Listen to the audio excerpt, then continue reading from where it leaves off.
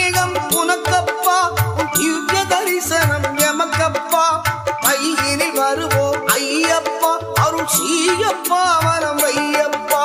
பகவான் சரணம், பகவதி சரணம், சரணம் சரணம் ஐயப்பா, பகவதி சரணம்.